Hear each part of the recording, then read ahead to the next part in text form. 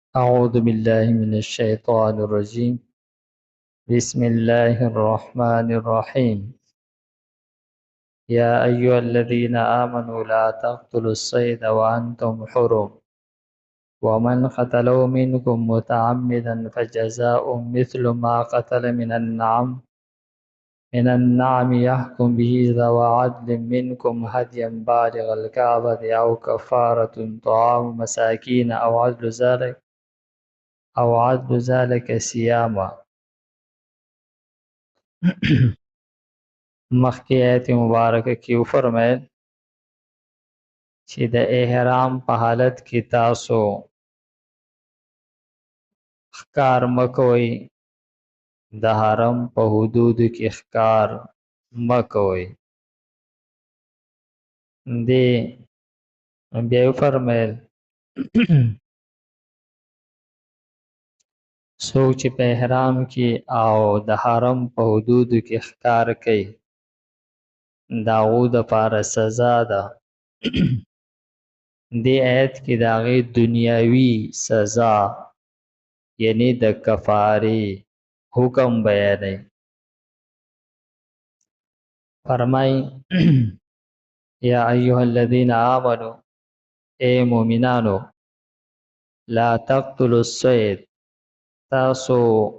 موجنی ښکار. دا وجل کا پویشتلو سره او که په دامې ښودلو سره او که دا په خفه کولو سره په هر طریقه باندې چې نو تاسو ښکار مه کوئ. فرمایي چې که دا د حلال شي ښکاري، اوسۍ، غوا یا ساراني چرګان وغیره، او که د حرام شي لکه منظرې او شرمخ، دام خلک د دې ښکار کوي د هغې د سرمن د حاصلولو دپاره یا د غاښونو د حاصلولو دپاره. دا ټول په دې کې شامل دی، که حلال هغه ځناور دی او که حرام دی. نو فرمای وانتم حرم، تاسو ښکار مه کوئ په داسې حالت کې چې تاسو احرام تړلی دی. ومن قتلو منکم، او چا چې ښکار وکړلو ستاسو نه متعمدن قصدن. بعض علما فرمایي چې که چېرې د یو کس هیري یا په خطا سره یې ښکار وکړلو، یعنې د بل څه ویشتو او د هغې د وجې نه یو ځناور ښکاري مخلوق ولګېد، نو بعض علما وایي چې په ده باندې دته دا حکم نه متوجه کیږي، او جمهور علما وایي چې په دې صورت کې به هم د کفاره ورکوي. دا قید چې دی دا هغه اتفاقی قید دی. نو فرمای فجزاء، نو کفاره د دې، سزا د دې چا چې قصدن هغه ښکار وکړو په حالت د احرام کې یا د حرم په حدودو کې، نو د دې سزا مثل ما، په شانتې د هغه ځناور ده قتله چې دا وجلی دی من النعم د څاروو نه. دې باره کې مثل چې دی د دې دوه هغه حالتونه دي، یو ته مثل سوری وی او بل ته مثل قیمی وی، یعنی یو د یو شي مثل کېدل په صورت کې، لکه د اوسۍ ویشتې ده د اوسې د بیزې سره په شکل کې یو شانواله لري یا دا ځنګلي غوا وشتي د هغه د غواګانو سره یو شانواله لري ځنګلي چرګي وشتي دی هغه د عام پالتو چرګانو سره مشابهت لري یو دا مشابهت دی نو شوافی چې دی دا غوي د مثل نه مثلی سوری مراد اغسته دی او امام ابو حنیفه رحمه الله هغه وی چې د مثل نه مراد قیمت دی کم شی چې د وشته د هغه چې څومره قیمت جوړیږي هغه به ورکوي نو پخوا زمانه کې عام طور د دې په قیمت کې به فرق نه و ځنګلي غوا او د پالتو غوا د ځنګلي اوسۍ او د بیزې قیمت په تقریبا یو شان دی لیکن نن سبا د دې په قیمت کې ډېر لوی فرق دی نو امام سے فرمایي چې قیمت په ادا کولې کېږي امام شافعي رحم الله فرمایي چې داغه په مثل ساروي با هغه په کفاره کې په حرم په حدود کې ذبح کولې کېږي نو فرمایي چې نو د دې سزا په شان دي د هغه ساروي ده قتل چې د قتل کړه د مینن نام د سارونه یحکم به ذو عدل منکم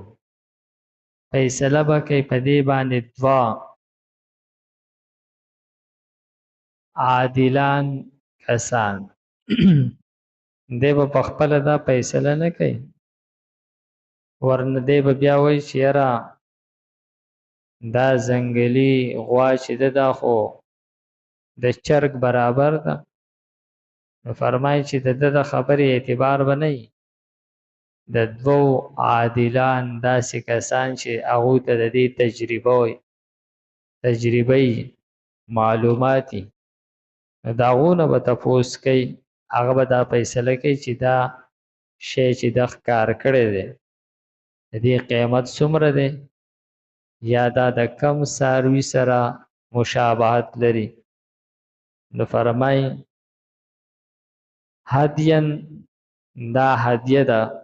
بالغ الکعبه دی چې رسیږي به کعبې ته که دا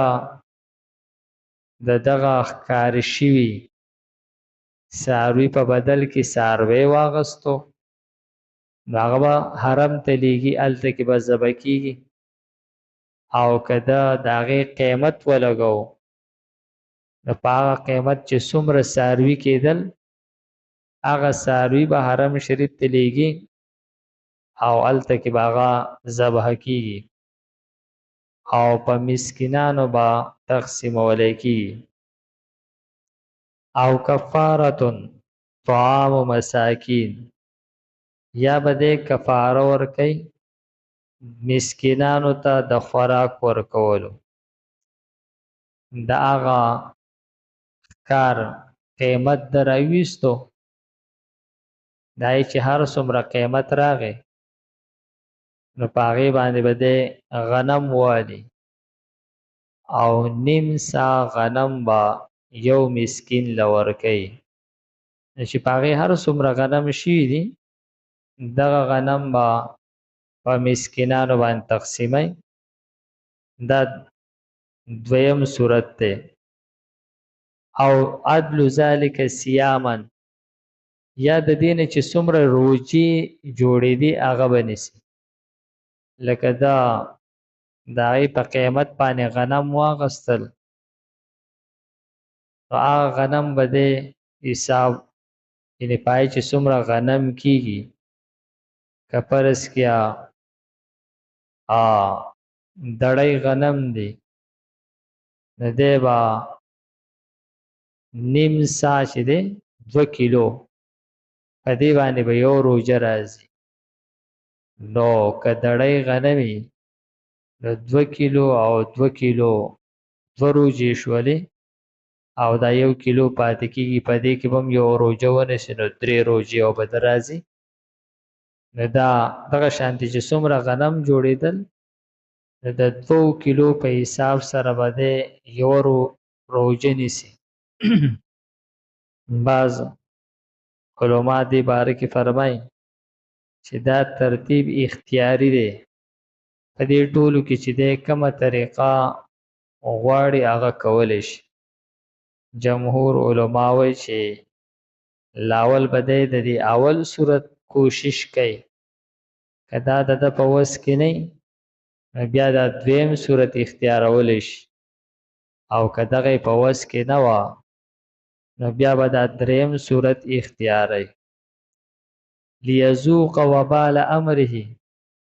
د دې دپاره چې وسکي دی سزا د کار خپل. دته الله تعالی حکم کړی چې ته په حرم کې او په احرام کې ښکار مه کوه او ده کړی دی، نو دا حکم د دې دپاره دی چې دته د خپلو کړو سزا میلاو شي. عفا الله عما سلف، مخکې که چېرې تاسو په احرام کې یا په حرم کې ښکار کړی دی نو هغه الله تعالی معاف کړی دی، او اوس د الله تعالی حکم راغی نو اوس داسې مه کوئ. ومن عاد، او چا چې دوباره وکړلو، یو پیرې دا ګناه کړی او بیا یې دوباره وکړله، فینتقم الله منه، نو بدله به والي الله تعالی د ده نه. والله عزیز حکیم، او الله تعالی غالب دی، خاوند د بدلې دی، یعنی بدله اخیستی شي او غالب دی. نو د دغه کس چې دوباره دا ګناه کړې ده ضرور به د ده نه بدله اخیستلی کېږي. یا ایها الذین آمنو، اے مومنانو، لا تقتلوا الصید، تاسو مه وژنئ ښکار، وانتم حرم، په داسې حال کې چې تاسو په احرام کې. ومن قتله، او چا چې قتل کو دی لره منکم ستاسو نه، متعمدا قصدا، فجزاء، نو سزا ده مثلو په شانتې ما د هغې قتله چې قتل کړی دی، من النعم، د ښکار نه، من النعم، د څاروو نه. یحکم به، فیصله به کوي په دې سره، ذوا عدل منکم، 2 انصافدار کسان ستاسو نه. هدین، دا هدیه ده، قربانی ده، بالغ الکعبة، چې رسیږي به کعبې ته. او کفارتون، یا کفاره ده، طعام مساکین، خوراک ورکول مسکینانو ته. او عدل ذلک صیاما، یا د دې برابر روجی دي. لیذوق وبال امره، د دې دپاره چې وسکي سزا د کار خپل. عفا الله، معافي کړې ده الله تعالی، عما د هغې نه سلف چې تیر شوي دي. ومن عاد، او چا چې دوباره وکړلو، فینتقم الله، نو بدله به والي الله تعالی منو د ده نه. والله عزیز حکیم، عزیز، او الله تعالی غالب دی، ذو انتقام، خاوند د بدلې دی. الحمدلله رب العالمین والعاقبة للمتقین، والصلاة والسلام علی خیر خلقه محمد وآله واصحابه اجمعین. پروردگار موږ ته د قرآن پاک سمجھ بوجھ را نصیب کړي، د مرګ نه مخکې د پوره عمل کولو توفیق راکړي. صلی الله تعالی علی خیر خلقه محمد وآله واصحابه اجمعین برحمتک یا ارحم الراحمین.